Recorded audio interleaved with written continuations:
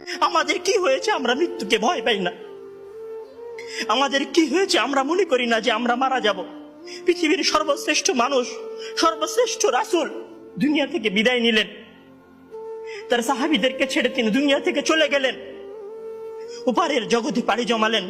আমাদের কি হয়েছে যে আমরা বিশ্বাস করতে চাই না, আমরা প্রস্তুতি গ্রহণ করি না মৃত্যুর জন্য? আমি আপনি কি মনে করি যে আমরা চিরদিন বেঁচে থাকব? আমি আপনি কি মনে করি যে আমার গ্যারান্টি রয়েছে আমি সালাত আদায় করে আমার রুমে ফিরে যাব? বিশ্বাস করুন হে আমার ছাত্র ভাইয়েরা, অবশ্যই আমাকে আপনাকে একদিন মৃত্যুবরণ করতে হবে, আমাকে আপনাকে একদিন এই দুনিয়া ছেড়ে চলে যেতে হবে।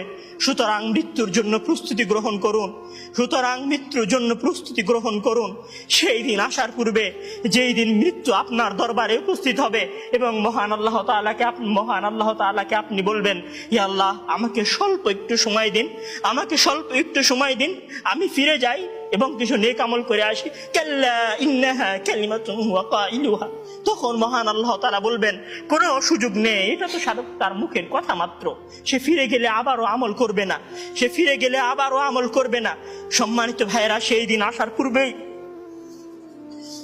আসার পূর্বেই প্রস্তুতি গ্রহণ করুন, সেই দিন আসার পূর্বেই প্রস্তুতি গ্রহণ করুন। জেনে রাখুন, সেই দিন উপস্থিত হয়ে গেলে আর কোনো আমল করার সুযোগ থাকবে না। সেই দিন উপস্থিত হয়ে গেলে কবরের নাজাত পাওয়ার জন্য আর কোনো কিছু করার সুযোগ থাকবে না। সেই দিন এসে গেলে 2 রাকাত সালাত আদায় করে আল্লাহর কাছে ক্ষমা প্রার্থনা করার কোনো সুযোগ থাকবে না।